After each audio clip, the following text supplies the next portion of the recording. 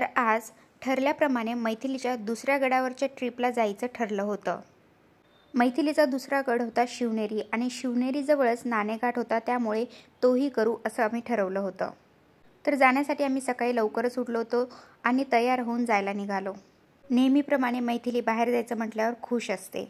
गाडीत बसल्यावर मी तिला म्हटलं, तुम्ही दोघे जा, मी येत नाही. तर मैथिली मला म्हणते की तू घरी राह, बाय बाय, आम्ही जातो. तिला बाहेर जायचं म्हणलं की फक्त पप्पासोबत पाहिजे. तर यावेळेस फिरायला जाण्यासाठी आमची फॅमिली पण आली होती.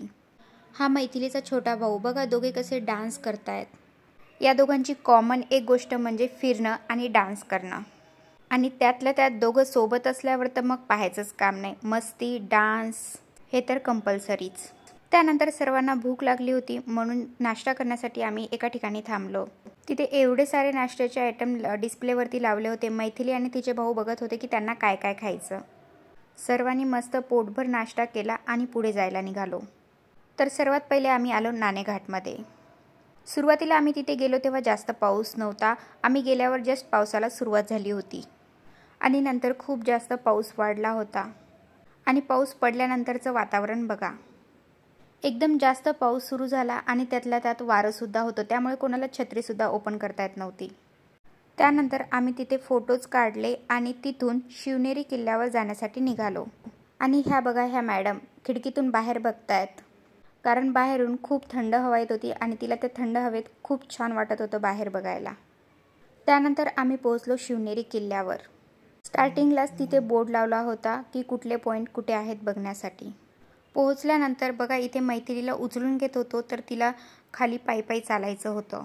मॅडमला जास्त चालता येत नव्हतं, म्हणून तिने रांगायला सुरुवात केली. तिथे खूप साऱ्या पायऱ्या चढून सुद्धा तिची एनर्जी कमी नव्हती झाली, त्यामुळे आम्ही सुद्धा तिला चढू दिल्या पायऱ्या. इथे मैथिलीचे पप्पा मैथिलीला आपले मराठी मावळे शत्रूंवर कसे लक्ष ठेवत होते हे दाखवत होते. त्यानंतर आम्ही आलो अंबारखाना पाहायला. या ठिकाणी त्या काळामध्ये धान्य साठवलं जायचं. अवघ्या 2 ते 3 वर्षासाठी पुरेल एवढं धान्य इथे साठवलं जायचं. त्या काळामध्ये जेव्हा युद्ध वर्षानुवर्ष चालायचं, तेव्हा इथे धान्य साठवलं जायचं. आणि उजेडासाठी वरच्या साईडने होल दिलेले होते, पण तिथे पाणी का बरं पडत नसेल ते पण आपण बघूया.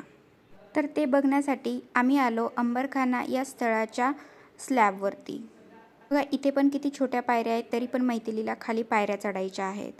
वरती आल्यावर समजलं आम्हाला की ते होल एकदम दगडाच्या शेपमध्ये कट केले होते आणि त्याला पाणी न येण्यासाठी कव्हर केलं होतं. त्यानंतर बघा, इथे पिण्याचे पाणी साठवत होते. मी मैथिलीला पाणी दाखवत होते, पण मैथिलीला त्या पाण्यामध्ये उतरायचं होतं, ऐकतच नव्हती ती. त्यानंतर मैथिलीचा दादा मैथिलीला आतमधली शिवाजी महाराजांची आणि राजमाता जिजाऊ यांची मूर्ती दाखवत होता. मैथिलीची तिथे पण जाण्याची धडपड चालू होती, पण तिथे जाण्याचा रस्ता बंद असल्यामुळे तिला तिथे जाता नाही आले. एवढं चालून सुद्धा मैथिलीची चालण्याची इच्छा संपली नव्हती, त्यामुळे ती चालतच जिथे शिवाजी महाराजांचा जन्म झाला होता तिथे जाण्यासाठी निघाली. तिथे गेल्यानंतर मैथिलीला सर्वात पहिले तिच्या पप्पांनी दाखवलेलं शिवाजी महाराजांचं अंघोळीचं ठिकाण. त्यानंतर आम्ही पाहिला शिवाजी महाराजांचा पाळणा. तिथे जाता येत नव्हतं, तिथे लॉक होतं, म्हणून आम्ही दुरूनच तिथे फुलं वाहिली. साईडला शिवाजी महाराजांची मूर्तीसुद्धा होती. त्यानंतर आम्ही पाहिली ती जागा जिथे लहान असताना शिवाजी महाराजांना ठेवण्यात आले होते.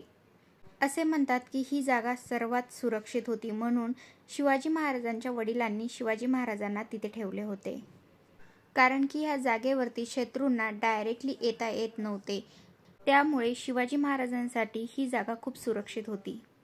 मैथिलीला आम्ही इथे खाली सोडलं होतं आणि बघा, ती इथून कशी वाकून बघते की खाली कोण दिसतंय. खाली तिला भरपूर सारे लोक दिसत होते, म्हणून ती जास्तच वाकून बघत होती तिथून. त्यानंतर आम्ही आलो ह्या तळ्याकडे. ह्याला बदाम तळे असे म्हणत होते, कारण ह्याचा आकार बदामासारखा होता. मैथिलीचे पप्पा तिला त्या तळ्यामधलं पाणी दाखवत होते. त्यानंतर आम्ही तिथून वापस येण्यासाठी निघालो.